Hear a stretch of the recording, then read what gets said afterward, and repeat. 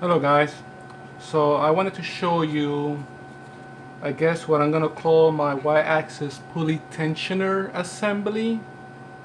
I've been using the springs on the belt and I find that it still creates some shifting or bounciness, and I always wanted to make something to just tighten it without the springs so I could adjust the tension of the belt. So basically this is what I came up with. So this is the bottom base. These holes that you see here go screwed on to the aluminum tube. Right here are gonna go screws to tension this part or to pull it. So you'll see right here goes the pulley.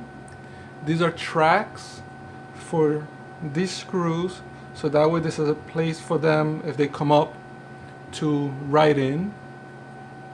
So it'll go like this, and that way it can be, the belt can be put on and then tensioned this way. This is for the 6-32 nuts that I've been using. This hole down here is sort of like a countersink for the, I guess, screw that's going to hold the pulley in place. So speaking of the pulley, this is the pulley that was on my machine, and the specifications are in the schematics for the machine. So here you're gonna see a flange bearing number 6 by 3/8 of an inch. That's this little guy here. Let me just put it down so you can see it. It's very tiny. So that is gonna go, this hole is about 5 millimeters. So this is gonna go in here to, one, reduce the hole size for the 6-32 screw, and it should provide a space for the pulley to ride on. It's gonna be a little tight, so you might need to cut the tip of this just a little bit, and that's not a problem. Because I made this pretty tight because I didn't want to make it too tall, and this print a little funny in here because of the way the hole is. So I'm just gonna get an X-Acto knife just to cut this. Alright, so this is my X-Acto knife. So with it on here, I'm just gonna cut this so that way it's as flush as it can be with the bearing top, because really what I want is for this to be on the bottom to give the bearing a place to ride on, and I want to make the hole a little smaller, so right there this should slide in. So what I'm gonna do now is I'm gonna assemble it. So this is the same screw that I used for some other of the pieces of the hot end holder with the water blower spout. So that's gonna go here on the bottom.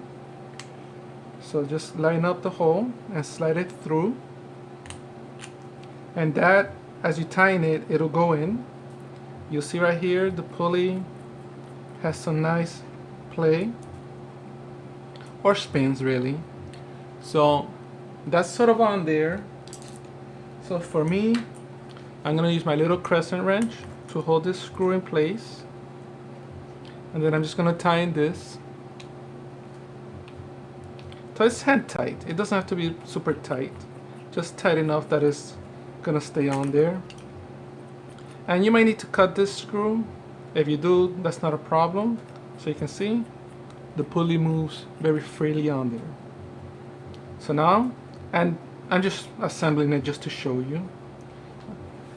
Next are gonna go the two 6-32 nuts that go in here.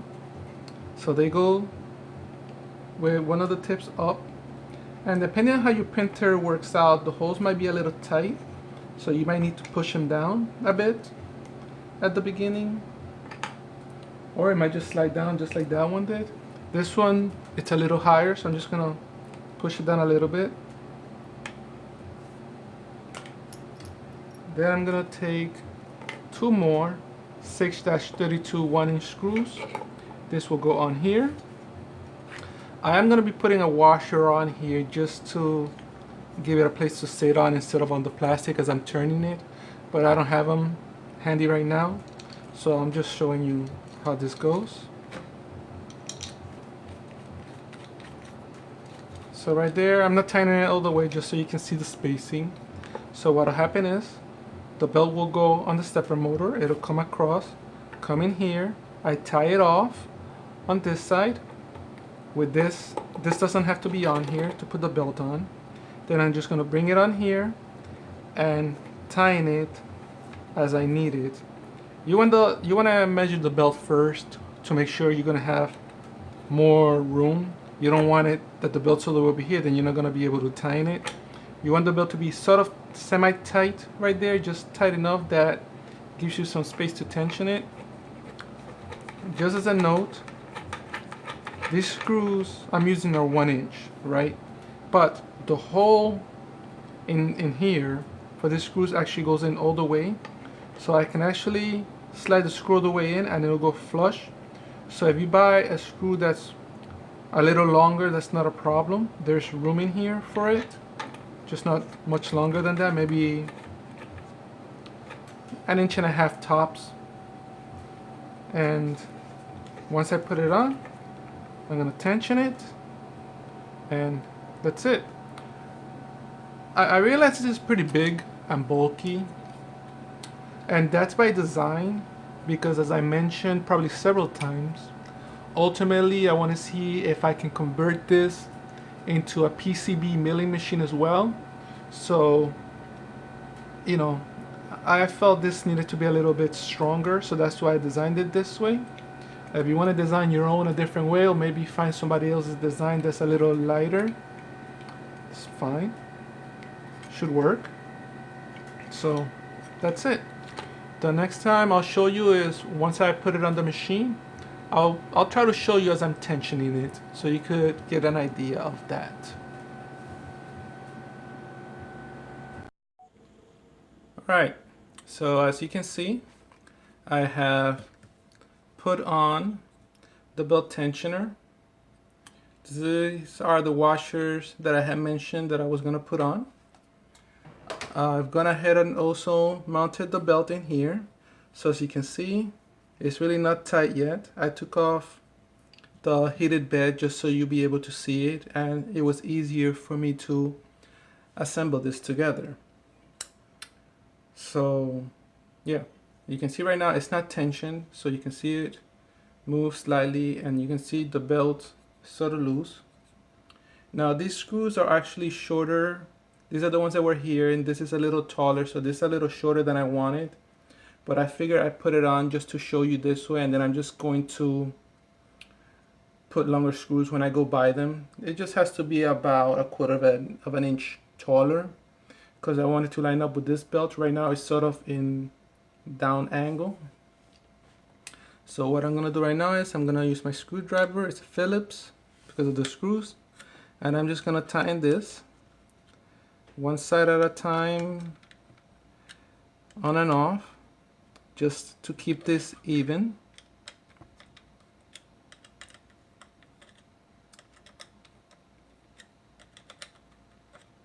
So as I mentioned that I was going to show you this, you can see now it's tighter. You hear that sound? And if I move this, what you see in there moving is the whole printer, not the belt or the thing, the assembly. Now I'm going to move the assembly slowly. So as you can see, when I push it, there's no bounciness. And I actually think that's pretty good. It should more or less move in the middle, about 1/4 inch to 1/2 inch at most. And I believe that's how it should be. So it's nice and tight. What I'm going to do right now is I'm going to turn on the 3D printer as it is. So that beep you heard was the power supply. So what I'm gonna do is I'm gonna move this up, because what I'm gonna do now is that I'm going to home the y-axis.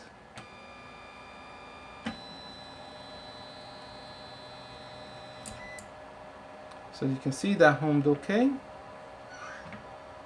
So I'm gonna bring the y-axis back.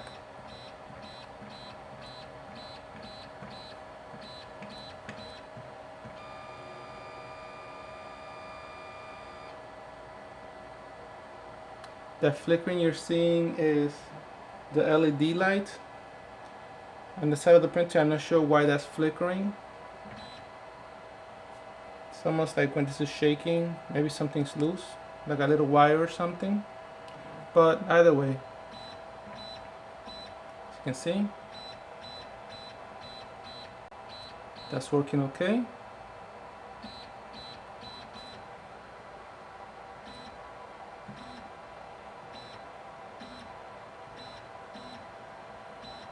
Let's home it again.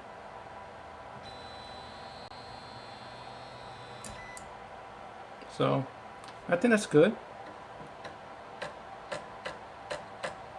I think that's tight enough, and I don't believe this is gonna come loose. So what I'm gonna do is I'm gonna again replace these screws here with a little taller, just because it makes me feel more comfortable having the belt lined up with itself. And then I'll put the heat bed back on and just try out the printing. Hopefully you found this helpful. Take care.